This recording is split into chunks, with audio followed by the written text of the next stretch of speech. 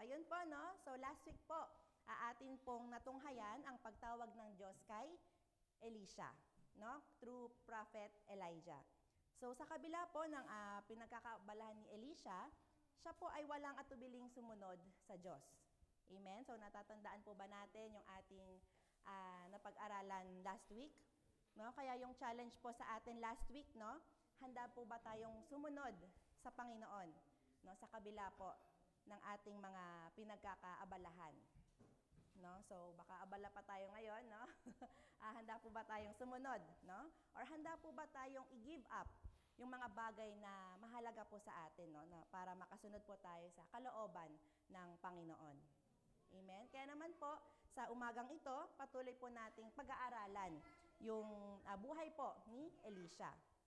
So mula po nung tinanggap niya yung pagtawag sa kanya, ngayon naman po makikita natin yung pagsunod or yung progress ng pagsunod ni Elisha kay Elijah. So again, hindi po siya kay Elijah mismo sumusunod, no? Sa Panginoon siya sumusunod, no? Ginamit lamang po si Propeta Elijah. So hindi lang po sinabi ni Elisha na, opo, susunod ako sa iyo. Pero ito po ay ginawa niya with action. Okay? So sumunod po siya ng may pagkilos. So nung tinawag po si Elisha, hindi po siya agad naging propeta. Okay? So katulad po sa ating mga pastor, no, hindi po sila agad naging pastor, kumbaga meron pa silang pinagdaanan, meron pa silang pinag-aralan, talagang kumbaga marami pa silang pinagdaanan, no, upang kumbaga ma-anoint or ma-ordain bilang pastor. So ganun din po, no, yung nangyari kay Elisha, mayroon pa siyang mga pinagdaanan upang siya ay maging ganap na isang propeta. Kaya naman po, no, sa umagang ito, yung title po ng ating pag-aaralan is The Course of Elisha. Okay, so nakalimutan ko yung yung clicker ko. So na lang po, no, kung meron or pa-next na lang po. Okay, so sige po, habang ayan. So atin pong basahin na ang 2 Kings chapter 2 verses 1 to 8. So sabay-sabay po nating basahin. So when the Lord was about to take Elijah up to heaven in a whirlwind, Elijah and Elisha were on their way from Gilgal. Elijah said to Elisha, "Stay here. The Lord has sent me to Bethel." But Elisha said, "As sure as the Lord lives and as you live, I will not leave you." So they went down to Bethel. The company of the prophets at Bethel came out to Elisha and asked, "Do you know that the Lord is going to take your master from you today?" "Yes, I know," Elisha replied, "so be quiet." Then Elijah said to him, "Stay here, Elisha. The Lord has sent me to Jericho." And he replied, "As surely as the Lord lives and as you live, I will not leave you." So they went to Jericho. The company of the prophets at Jericho went up to Elisha and asked him, "Do you know that the Lord is going to take your master from you today?" "Yes, I know," he replied, "so be quiet." Then Elijah said to him, "Stay here. The Lord has sent me to the Jordan." And he replied, "As surely as the Lord lives and as you live, I will not leave you." So the two of them walked on. 50 men from the company of the prophets went and stood at the distance, facing the place where Elijah and Elisha had stopped at the Jordan. Elijah took his cloak, rolled it up, and struck the water with it. The water divided to the right and to the left, and the two of them crossed over on dry ground. Amen. Salamat po sa pagkabasa ng salita ng Panginoon. So tayo po ay manalangin. Yes, Lord, Heavenly Father, Lord God, pinupuri, pinapasalamatan ka namin, Panginoon. Lord, again, sa sandaling ito, kami po ay humihingi ng gabay, ng knowledge and wisdom na nanggagaling sa iyo, Panginoon. Lord, lalong-lalo na po sa akin na magsasalita or maghahayag na yung banal na salita. Gamitin niyo lamang po ako, Panginoon. Hindi po ako ang makita, but Lord, yung glory niyo po, Panginoon, ang presensya niyo lamang, Panginoon, ang siyang maranasan ng bawat isa. Open our hearts, open our minds, Panginoon. Lord, patuloy niyo po kaming turuan, Panginoon, kung ano po yung nais niyong sabihin sa amin sa umagang ito. At Lord, di lang po namin matutunan, but Lord, ito po ay ma-apply din po namin sa aming pang-araw-araw na pamuhay, Panginoon. Lord, we rebuke every works of the enemy, any distractions, Panginoon. Lord, mga anong gawa ng kaaway, Panginoon, hindi po makakapasok sa lugar na ito, O God. Lord, pinupuri ka namin, naway kayo po ang aming maitaas. May your Holy Spirit be with us, Panginoon. Ito po ang aming samot dalangin. In Jesus' mighty name we pray. Amen. Amen.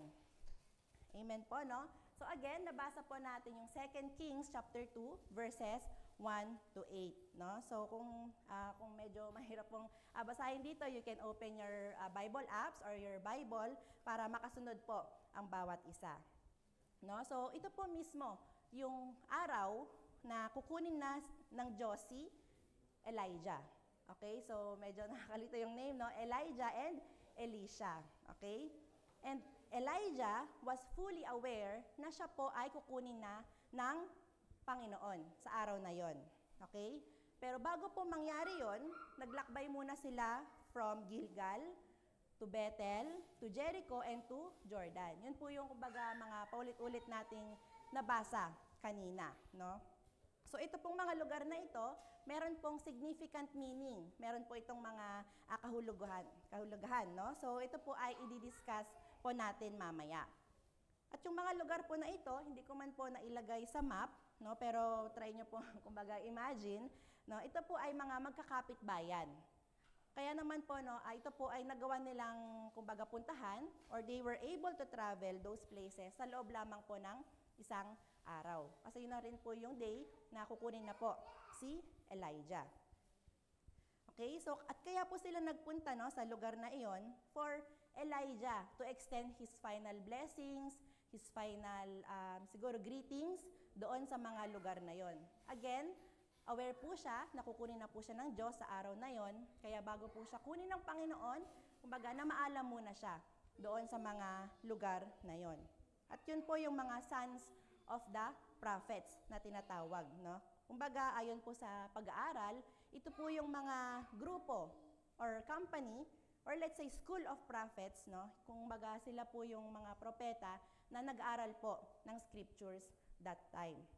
So, pwede po nating sabihin na sila rin po ay mga kapwa mananampalataya. Okay?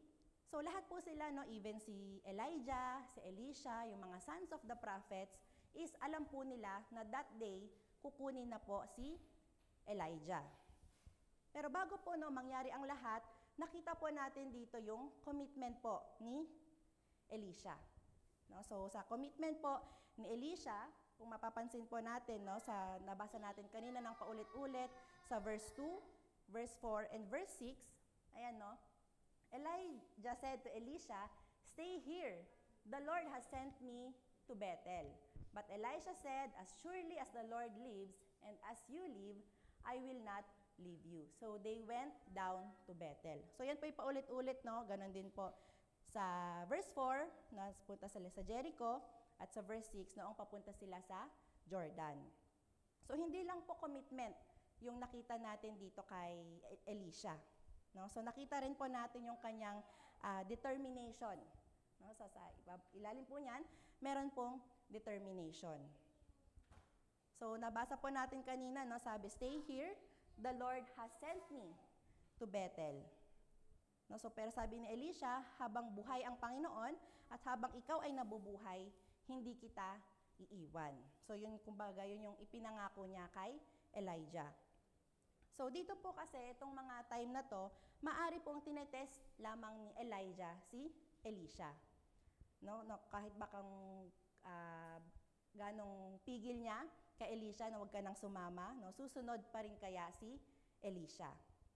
O kaya naman, no, on the other hand, maaring ayaw niya po na malungkot si Elisha. Kasi kukunin na nga siya ng Panginoon that day. Or sa kabilang banda ulit, no, so maaari, maybe it is Elijah's humility. Nakababa ang loob po ni Elijah. Kasi po si Elijah, no, hindi po siya mamamatay ng natural death, na parang sinaksak siya or nagkaroon siya ng sakit or whatever. Siya po mismo, physically or literally, kinuha ng Panginoon gamit ang ipo-ipo. So parang hinangin siguro siya, no? Kinuha ng Panginoon, no? Through whirlwind, yung ipo-ipo na tinatawag. Pero yun po yung ating magiging topic next Sunday, no? Yung kinuha na po si Elijah. But ngayon, no? Out of Elijah's humility, maaring ayaw niya pong ipakita kay Elisha yung mangyayari po sa kanya. No? Para, kumbaga, mas gusto niya na it's between him and the Lord. Kasi kapag maari kasing sa kanya mapunta yung glory, baka mag-focus yung mga tao sa kanya na, ay, ang galing naman ni Elijah, kinuha siya ng Panginoon, hindi siya namatay. So baka maging idol nila si Elijah, no? Dahil kinuha na siya ng Panginoon. Okay? So parang gusto niya na mangyari yon na sila lang, in a secret place, na sila lang ng Panginoon. But yon hindi po naalaw, no? Dahil na-witness po ng lahat na kinuha po si Elijah. But Elisha was determined na sumama po kay Elijah. Again, no, ilang beses nating nabasa na as surely as the Lord lives and as you live, I will not leave you. So again, kapag sinabi pong commitment or pag sinabi pong committed, alam niyo na to dahil baga parang palagi naman po nating nadidiscuss, palagi po nating napag-aaralan, no? Pero kapag sinabing committed, no, meron kang ipinangako. Okay, meron kang pinangako at dapat mong gawin yon. Let's say sa ministry, okay po, magko-commit ako sa ministry na ito. So, gagawin mo dahil nangako ka. Okay, so there is a sense of responsibility kasi nangako ka. Amen? So, yun no, dahil nga po sa ating promise or nangako tayo, yun po yung ating commitment. Pero sa kabilang banda po, no, minsan yung commitment is nagiging ginagawa na lang natin for the sake of commitment. No? So, kumbaga, kailangan ko itong gawin kasi nag-commit ako. No? So, mamaya, kumbaga, maiintindihan po natin. No? So, parang naging obligation na lang yung ating pagsunod dahil parang for the sake of commitment. Okay? Pero, itong pinag-aaralan nating determination, kapag sinabing determination or determinado ka, no, sa Tagalog, no, sa isang bagay or sa isang tao, no, gagawin mo ang lahat regardless of the obstacles. Okay, so for example, no, sa pag-aaral ng driving, alam ko may mga nag-aaral ng driving dito ngayon or mga dati pa, no, or sa pag-aaral po ng Nihongo, no, or sa pag-aaral po natin ng salita ng Panginoon. Okay? So kung gusto po talaga nating matuto na mag-drive, na mag-Nihongo, na mag-exhort, kung paano mag-exhort, no, hahanap po tayo ng paraan, no, para makapag-aral. Or gagawa tayo ng paraan, or hahanap tayo ng oras, or gagawa tayo ng oras para magawa itong mga bagay na ito. Okay, maglalaan ng oras, no, talagang bibigyan mo ng effort, ng time, upang makamit mo yung dinidesire mo. Okay? Pero minsan, no, sa dami ng gusto natin, alam ko marami tayong goal sa buhay, marami tayong gustong gawin, no? Pero sa sobrang dami, ni isa, hindi po natin masimulan. No? Sino dito yung parang ang dami nating talagang gustong gawin, pero ni isa, hindi natin masimulan. Or nasimulan, pero hindi natapos. Dahil nga, kumbaga, ang haba ng listahan natin, no? Kaya pag magse-set tayo ng goal, mas maigi daw po na 2 to 3 goals. Muna yung kumbaga yung top, yung highest priority, no? Para unti-unti nating makamit yung ating mga ginugusto or yung ating mga dinedesire. Okay? Pero pag sinabing top priority, no? I hope iisa lang po ang ating kasagutan dyan. I hope ang ating top priority, no? Naway ang ating Panginoong Jesus. Amen? Alam ko marami tayong talagang inaasam, no? But I hope hindi po nawawala sa top priority natin ang Panginoon. Amen? So katulad po ni Elisha, no? He doesn't have any idea kung ano po yung mangyayari sa kanya sa mga lugar na ito. No? Kung ano yung mangyayari sa kanya sa pagsama niya kay Elijah. No, kahit ilang beses na siyang tinaboy ni Elijah or ilang beses na siyang sinabing magstay ka dyan, talagang sasama at sasama pa rin siya kay Elijah. Kasi siya ay determinado. Determinado siyang matuto, no? Kasi si Elijah yung ano niya kumbaga mentor. No, si Elijah po yung kanyang mentor. Kaya he was determined to learn from Elijah, no, even to the last day of Elijah's life. Sabi nga po sa isang quote, "If you are not willing to learn, no one can help you. If you are determined to learn, no one can stop you." Nagsing po ba sa ating mga isip, no? Kung hindi ka willing, walang kahit sinong magagaling na magturo sa'yo, hindi ka matututo. Kasi hindi ka naman willing. Kahit professional pa magturo sa'yo, kahit sobrang galing na magturo sa'yo, but if you're not willing, hindi ka matututo. Ito, parang dagdag ko lang, no? Kasi kagabi, si Pastor Gino nagpa-plancha. So parang nag-ano siya, parang sabi niya, "Milabs, willing ka bang matuto mamalansya?" So parang ako, hindi siya sumasagi sa isip ko. So parang naano rin ako sa quote na inano ko na, I'm not willing to learn na magplancha. So kahit turuan niya ako, hindi ako matututo. Okay? So again, no, it's kumbaga, naano rin ako, no? Kumbaga ako yung unang na-rebuke. Okay? Hindi naman sa pamalansya, sa pagluluto, no? So if we are not willing to learn, talagang hindi po tayo matututo. So, I will pray for it. Ang lakas na iyon ni Pastor. Yung pala yun, no? Kagabi yung aming conversation. Amen. So again, no, kapag di po talaga tayo willing matuto, no, wala pong makakatulong sa atin. But if we are determined to learn, no one can stop us. Amen. So naalala ko po yung andito po sila tatay, yung andito pa sila tatay sa Japan, no? Tatay Ariel and Nanay May. So kapag meron po silang mission trip sa ano pa yun sa Hitachi pa. No, pag meron po silang mission trip sa Hitachi, gustong-gusto po naming sumama ni Pastor Gino.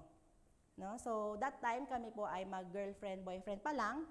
No, bukod po sa magkakasama kami ng let's say matagal, no, sa Kuruma, no. Kumbaga, we really enjoyed yung presence nila tatay, no, yung sobrang nabe-bless po kami kapag nakikita namin yung kapatiran na nasa Hitachi. Kaya I think that time, no, nakita na namin yung ilan sa inyo na talagang na-meet na namin kayo doon that time, no. So, kaya po, no, yun po yung aming desire na sumama kila tatay palagi.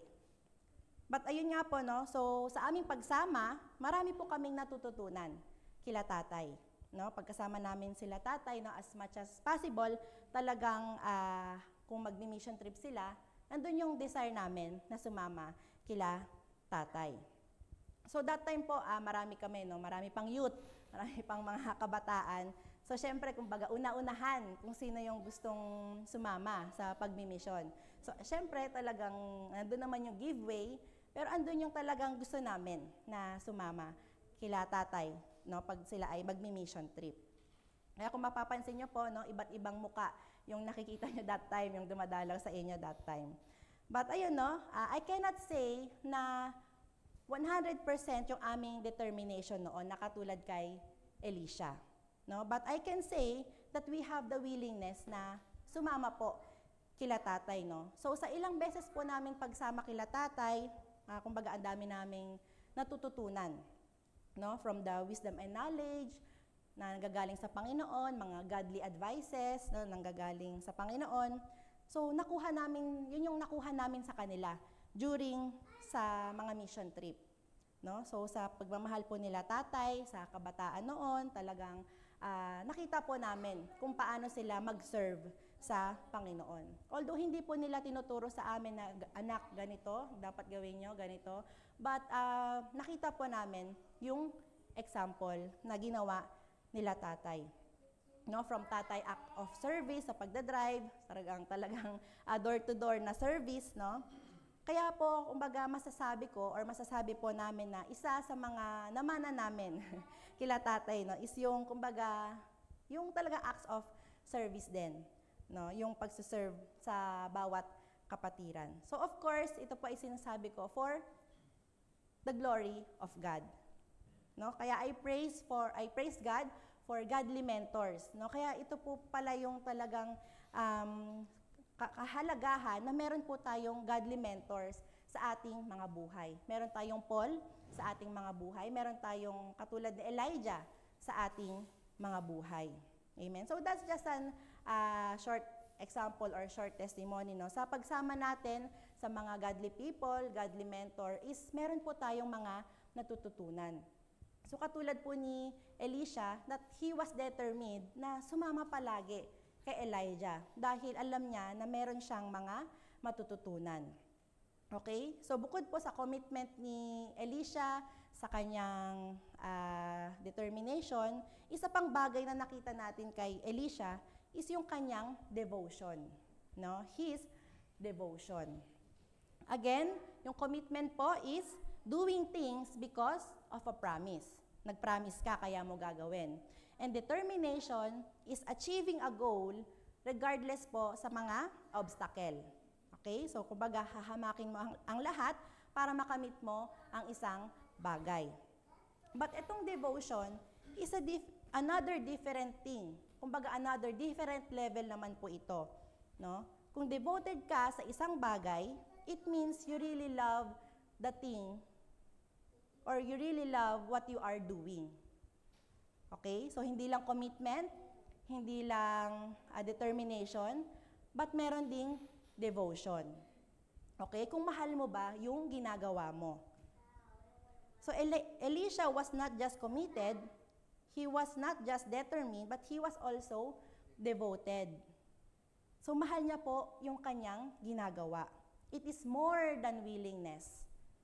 No, kaya nga may tinatawag na devoted Catholic, may devoted Christian, no, dahil yun na yung buhay nila eh. Kung wala yun, parang hindi nila kayang mabuhay.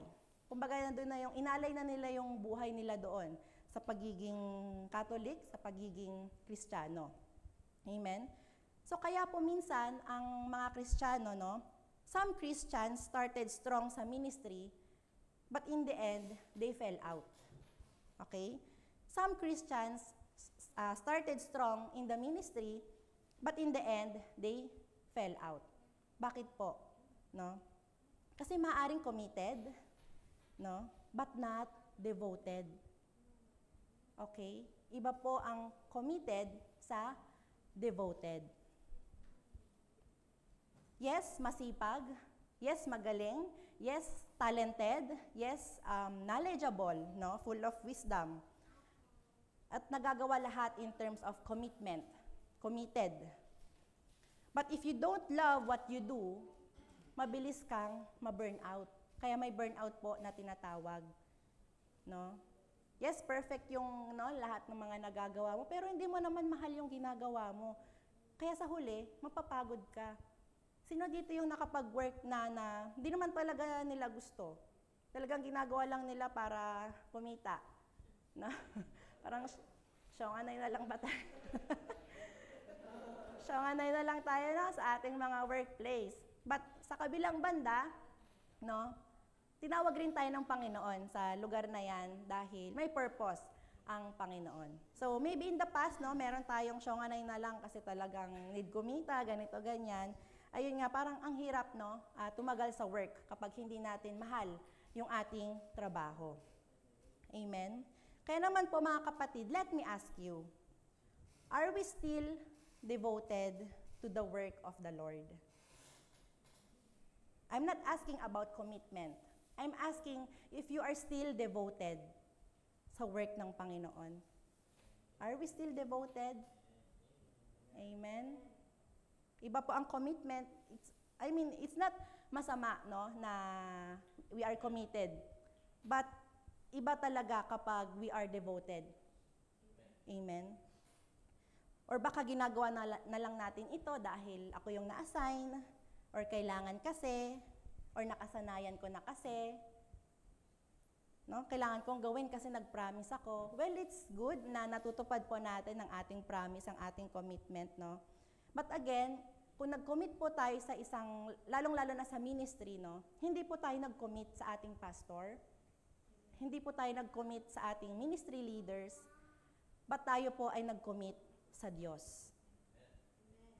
So that commitment is between you and the Lord. Okay?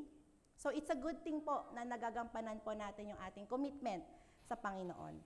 But kung hindi na po tayo determinado, hindi na po tayo devoted, wala na tayong pagmamahal sa ating ginagawa, especially sa ating ministry, we better check our hearts and motives, no, sa paglilingkod natin sa Panginoon. Again, mga kapatid, wala po akong karapatan, no, wala akong karapatan na sukatin ang inyong pananampalataya sa Panginoon. No, wala akong karapatan na husgahan yung ating pananampalataya sa Panginoon. But maybe we can ask ourselves po, no? Maybe we don't love the Lord enough. Kaya hindi po natin magawa yung isang bagay na nararapat sa Panginoon. So ask yourself, no? Do we love the Lord enough? No, kaya minsan hindi po natin napapahalagahan yung pinagkatiwala sa atin ng Panginoon. Or baka naman, no, mas mahal po natin yung ating ginagawa kaysa sa Panginoon. That's also dangerous, no? Kumbaga napamahal na tayo sa ministry, pero hindi natin mahal yung nagbigay ng ministry. Okay? So that is also dangerous. Okay? So sabi nga po sa 1 Kings chapter 8 verse 61, "Let your heart therefore be wholly devoted to the Lord our God, to walk in His statutes and to keep His commandments as at this day." No? So let your heart be devoted to the Lord our God. Amen? So the Lord needs people who are devoted. Amen? First and foremost, sa Panginoon. Secondly na lang kung anong mga nakikita ng inyong mga mata. No? So as Elisha was devoted to follow the Lord through Prophet Elijah, Elisha was confronted by other prophets. Okay? So nakita po natin dito yung the confrontation of Elisha.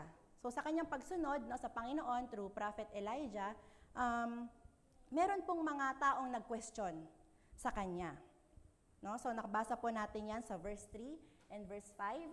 So the company of the prophets at Bethel came out to Elisha and asked, "Do you know what the Lord is going to take your master from you today?" "Yes, I know," Elisha replied, "so be quiet." No? So ilagay po natin yung ating mga sarili, no, sa sitwasyon po ni Elisha. So if alam mo sa araw na to, no, na may kukunin ang Diyos na isa sa mahal mo sa buhay, no, example lang po ito, no, but let's try to put ourselves, no, sa sitwasyon po ni Elisha.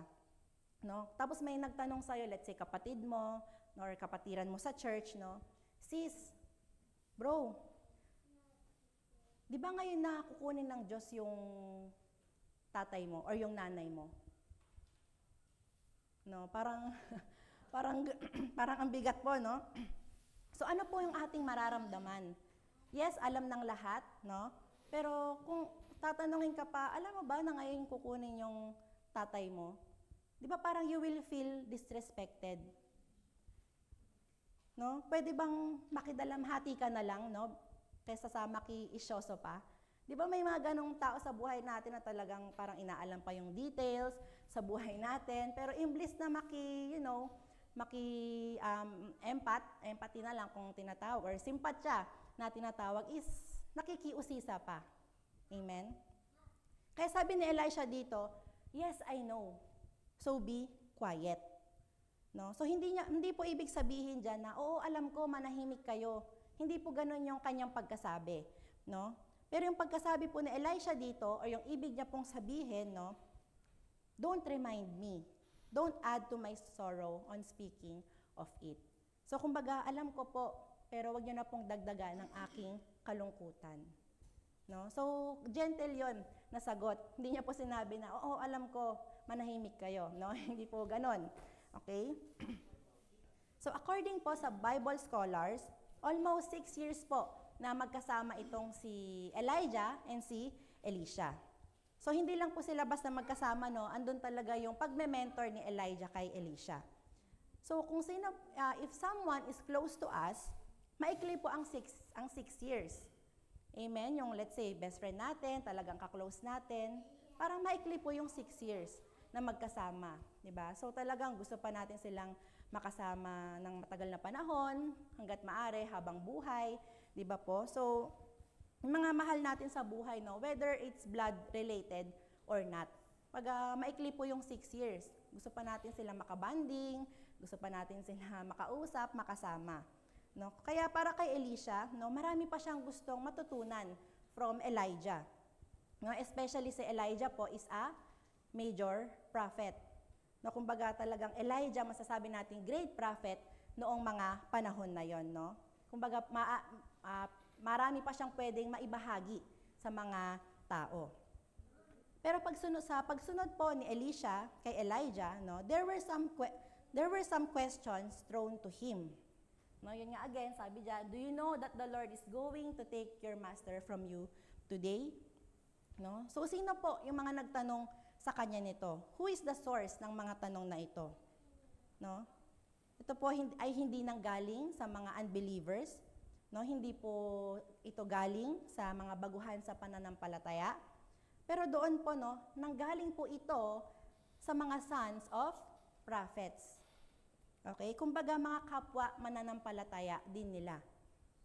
Kaya po, sa ating pagsunod sa Diyos, minsan we will face disappointments and discouragements mismo pa sa ating kapwa mananampalataya. Okay? So, kumbaga, possible po ito na maranasan natin. Kumbaga, sabi nga, yung sugat ng isang tupa is nakukuha niya mismo sa kapwa tupa niya. Amen? So, minsan, parang mas tanggap pa po natin, no, kapag unbeliever yung nag-criticize sa atin, yung nag-persecute sa atin. Kasi hindi naman nila mauunawaan kung ano yung ginagawa natin. Di ba po? Pero kapag kapwa mananampalataya yung nag-question sa'yo, parang ang hirap pong tanggapin. Kasi we expect that we are on the same page. Di ba po? Yan, nakakalungkot po ngayon na parang although same Christians, merong mga, kumbaga pagtatalo, no? Lalong-lalo na po sa mga doctrine. Okay? But again, hindi po yan yung ating ngayon. But it is talagang hindi maiwasan na magkaroon ng ganito sa loob ng church. But because someone at the church have hurt us, it doesn't mean that we should stop serving. Hindi porket mayroong nakasakit sa atin sa loob ng iglesia, hindi ito dahilan para mag-stop tayo sa ating paglilingkod. Amen? So sabi nga po sa isang quote, no, sometimes we get hurt by specific people in the church. But if we allow those people to make us bitter towards the body of Christ, Satan claims the victory. So if we allow unforgiveness, bitterness, no, na mag-ugat sa ating mga puso, na ipanalo po natin si Satanas. Gusto po ba nating manalo si Satanas? Amen?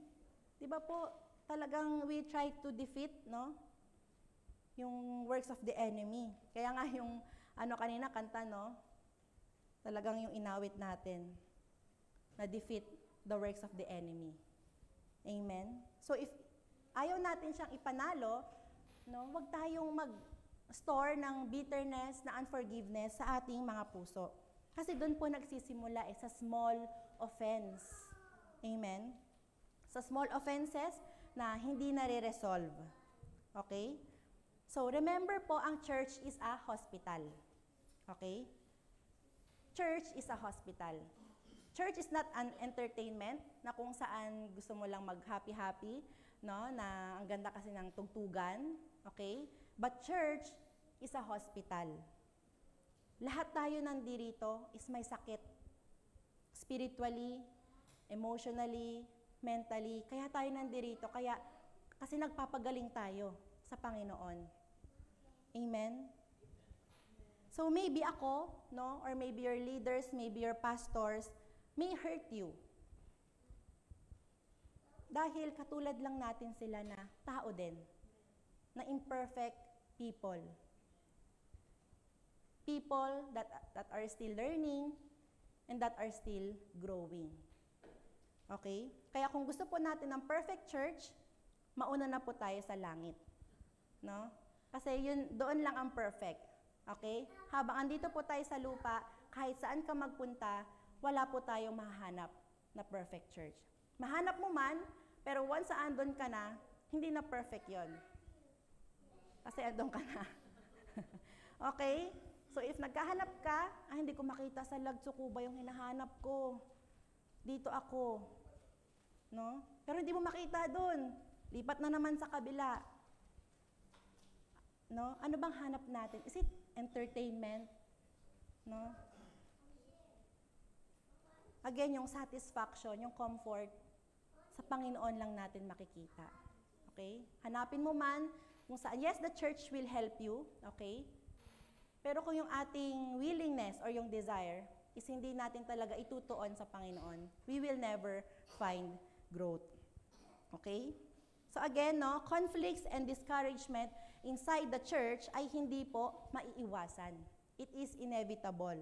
No? But every time na mangyayari po yon, we need to go back po sa salita ng Panginoon. Alam ko kapag nagkaroon ng conflict, talagang we tend to burst our emotions, no?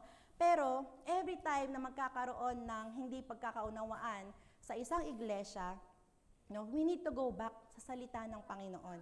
Yun po yung sinasabi sa Colossians chapter 3, verses 12 to 15.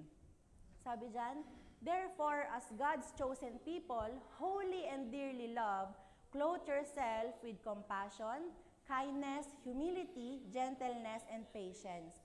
Bear with each other, and forgive one another if any of you has a grievance against someone. Forgive as the Lord forgave you.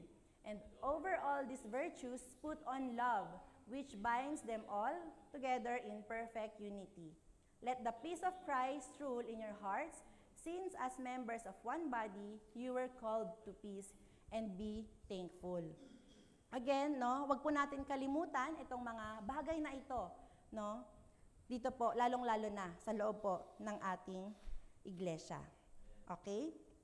So again mga kapatid, every time na nakakaranas tayo ng disappointments, no, from our, let's say, kapwa Kristiyano man or hindi, let us go back po sa salita ng Panginoon. Alam kong mas madaling mag-rant, alam kong mas madaling mag-post, alam kong mas madaling pumunta sa kaibigan, no? But unang-una, balikan po natin ang salita ng Panginoon. Okay? So ayun po, no, nakita din po natin dito that Elisha continued to stand firm in the faith. No? So kinestyon po siya ng mga kapwa niyang prophets, but nakita po natin na patuloy siyang tumayo, no? Nanatili siya. Okay? Kaya naman po sa ating pagsunod, we will face trials, we will face difficulties, oppositions, criticisms, no? Even po sa loob ng church at sa labas ng church. So, alam mo po kapatid, no, mas magtaka ka kung walang nag-o-oppose sa'yo. Okay? Kasi baka mamaya, we are just playing safe. No? Umuulan na pala, no? Kaya nakakaantok yung panahon. No? So, ayan. Okay? So, magtaka po tayo kapag walang nag-o-oppose sa atin. Because maybe we are just playing safe. No, hindi ka nag-i-stand sa dapat mong tayuan. Kahit alam mong mali, no? Pero dahil takot kang ma-persecute, takot kang maiwan ng mga kaibigan mo, takot kang ma-left out sa mga kasama mo, go to the flow na lang tayo, no? Or umaayon na lang din tayo sa mga sinasabi ng iba, kahit mali. Kasi nga, no, natatakot po tayo na ma-left out ng mga tao, ng ating mga kasama. But, if we stand in the truth, kung tatayuan po natin yung katotohanan, kung paninindigan po natin yung katotohanan, no, gagawin po natin yung mga bagay na tama po sa mata ng Diyos. Kahit ayawan ka ng mga tao, kahit layuan ka ng mga tao, no, yes, ma-oppose ka, yes, ma-persecute ka, maaring pagtawanan ka ng mga tao, no? Pero sino ang nabigyan mo ng glory? Ang Panginoon. Amen. So sa mundong ito no, na puno ng kaguluhan, puno ng kasinungalingan, pati yung word of God is, kumbaga, natitwist na, no, according sa preferences ng mga tao. No? Gusto na lang nila pakinggan, yung gusto nilang marinig. Okay? Saan ka nag-i-stand ngayon, kapatid? No? Where do you stand today? So sabi nga po no, sa isang picture na to, ayan, many people believe in God, but few chooses to obey God. So ngayon kapatid, saan ka nag-i-stand sa dalawang ito? Yes, many believe in God, but few chooses to obey God. No? Tignan mo kung nasaan ka dyan. Baka nag-e-enjoy ka pa, no? Marami ka pang kasama. That's why, yes, you believe in God, but do you obey God? No? Takot ka bang ma-left out? Takot ka bang pag-usapan ng mga tao? Takot ka bang pagtawanan ng mga tao? Kaya gusto mo, dito ka sa kaliwa. No? Walang masama to believe in God, but we need to obey God. So, where do you stand today, mga kapatid? No? Ikaw ba yung willing na mag-stand sa katotohanan? Willing to obey God kahit mahirap at hindi sang-ayon ang mundo sa'yo? Kahit ikaw na lang mag-isa, mag-o-obey ka pa ba? But in the end, no, matatanggap mo ang salitang, "Well done, my good and faithful servant." Okay? Naway yun po yung tanging hinihiling natin sa ating mga buhay. No? Well done, my good and faithful servant, na galing po sa Panginoon. Okay? So sabi po sa 1 Corinthians 15:58, "Therefore, my dear brothers and sisters, stand firm. Let nothing move you. Always give yourselves fully to the work of the Lord, because you know that your labor in the Lord is not in vain." Amen po. So lastly, no, malapit na po tayo magtapos, nakita po natin yung the journey of Elisha. Again, nabanggit ko po kanina, no, from Gilgal to Bethel to Jericho and to Jordan, yung kanilang pinuntahan. So ito pong mga places na ito, meron po itong mga significant meaning, no? Unang-una po sa Gilgal, sabi sa Gilgal, no, ito po yung, this was the first encampment that Israel had after entering Canaan, which is the promised land. It was there they celebrated the first Passover. So, pinipicture daw po nito yung new beginning. So, after nilang malagpasan yung wilderness, and dito po yung new beginnings nila sa Gilgal. Okay? So, we cannot begin to serve the Lord until we are born again. Okay? But many never want to leave Gilgal. Many are content to stay where they have always been, never seeking any spiritual growth. So, kumbaga, ito po yung tinanggap ko na si Lord, meron na akong salvation, okay na ako dito. No? Binigyan sila ng new beginning ng Panginoon, naging born again sila, okay na ako dito. Ito yung mga taong, kumbaga, nag-stay sa Gilgal. And second one naman is yung Bethel. No? Sa Bethel, it means house of God. It represents our worship and walk with God. It speaks of our maturity in Christ. So, many never make it to Bethel to pursue their ambitions of serving the Lord. Others are content to stay there and dream, but never move on. So, ito na yung, let's say, no, okay na ako nakaka-attend sa church, no? Kontento na sila sa pag-church, no, without serving the Lord. So, okay na sila dyan, no, na magstay sa Bethel, magstay sa church, but, ayun, content to stay there and dream, but never move on. Kumbaga, walang progress, no? Nagstay na po sila dyan. And third one is yung Jericho. This was the first city conquered in Canaan, Israel's first victory, no? Kung saan po nag-march yung mga Israelites around Jericho, no, for 7 days, no? At gumuho po ang Jericho walls. So many seem content to live off yesterday's victories, no, sa Jericho. Ayan. So kumbaga, okay na po sila, no, sa yesterday's victory. They are living in the past, Those victories are great and we ought to be thankful for them, but today is a new day.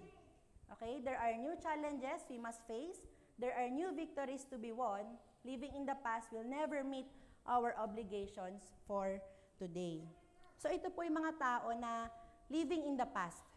No? Hindi na sila rin naka-move on. No? Yes, they have achieved victory. Marami na silang nakamit, no, for the Lord, but they are stuck in the past victory. Okay? So, kumbaga, stuck na rin sila, no, sa kanilang ginagawa. And lastly, sa Jordan.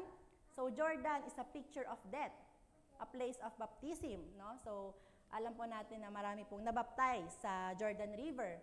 This is where also Jesus was also baptized.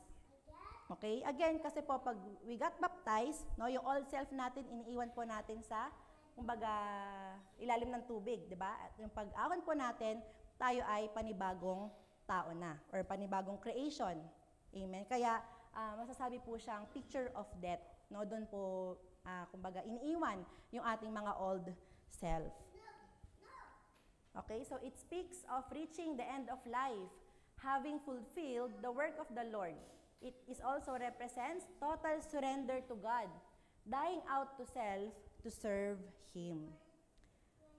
Okay, so makita po natin itong apat na places na ito, no? Gilgal is our starting point, no? The places of new beginnings and fresh commitment. So Bethel is where we grow, no? A place of encounter where we learn to hear God's voice and build intimacy with Him. And Jericho is where we step out of our comfort zone, facing battles that stretch our faith and require full dependence on God. And lastly, Jordan. No, Jordan is where we die to ourselves. A crossing point of surrender where we lay down our will so His can fully live through us. So, ang katanungan po mga kapatid, no, nasaan na po tayo sa ating journey? No? Paano pag nag-stop na si Elisha doon sa Gilgal pa lang, no? Do you think he will become a prophet? Hindi po. So, ganun din po sa atin mga kapatid. Meron tayong calling sa Panginoon. But if we will stop sa ating Gilgal, paano tayo gagamitin ng Panginoon? Malay mo yung promised land mo na nandito, nasa dulo. No? But if you will stop sa kalagitnaan, paano ma-fulfill ang calling sa'yo ng Panginoon? Maybe some of us, no, parang may pagkatawag ako sa ganitong bagay. But if we will stay, no, kung di tayo mag-move on, hindi po natin magagawa, no, yung kalooban ng Panginoon.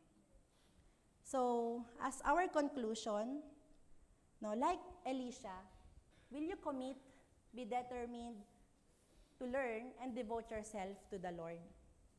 Will you stand amidst of oppositions and persecutions? No, iko-commit po ba natin, no, yung ating sarili, kakaroon ng determinasyon na matuto, at lalong higit na i-devote po natin yung ating sarili sa Panginoon? Kaya po ba nating tumayo, no, sa kabila ng mga persecutions, sa kabila ng mga oppositions natin sa buhay? Kaya if we will stop, no, sa Gilgal pa lang, mag-stop tayo sa Jericho pa lang, hindi po natin makakamit ang ating promised land. Amen? So where are you on your journey on Christ? No? Have you stepped into the places He's calling you to? Or have you paused somewhere along the way and now feel the need to move forward? No? Saan na po tayo sa ating journey?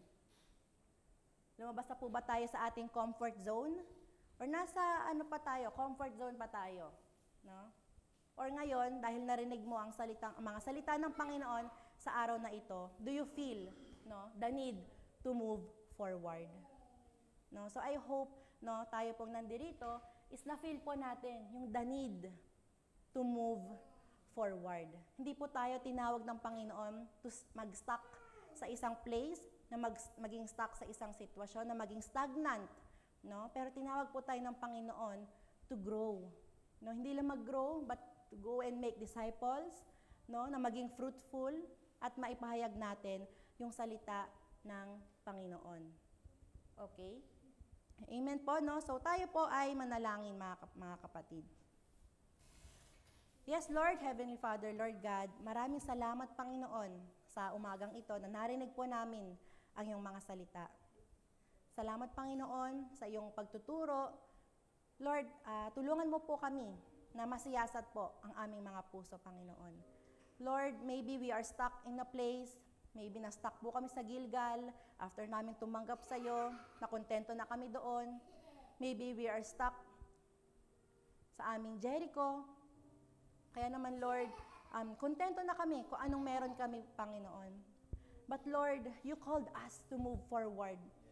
You called us to grow. You called us to be fruitful. You called us to go and make disciples, Panginoon. Lord, kung ano man po yung mga humahadlang sa aming Panginoon, patungo sa iyo, patungo sa aming growth, patungo sa aming promised land. Lord, we rebuke this in Jesus' name. Lord, kung ito man po yung aming mga sarili, na natatakot po kami, Panginoon, sa mga persecutions, naduduwag po kami, Panginoon, natatakot kami, Panginoon. Lord, samahan niyo po kami, O Diyos. Lord, alam ko, ikaw ang Panginoon na wala pong imposible sa iyo, Panginoon. Na kaya mong samahan ng bawat isa, kaya mong i-equip, kaya mong palakasin ang bawat isa, Panginoon. Kaya naman, Lord, kung ano po yung binigay niyong calling sa bawat isa, naway bigyan niyo po kami ng pusong mayroong determinasyon and devoted, lalong-lalo na sa iyo, Panginoon. Hindi lang dahil sa commitment, dahil kaya ginagawa namin ang mga bagay-bagay, but Lord, because we are devoted to you, Panginoon. Hindi lang devoted kami sa ministry, but Lord, devoted kami sa nagbigay ng ministry, kundi ikaw yon, Panginoon.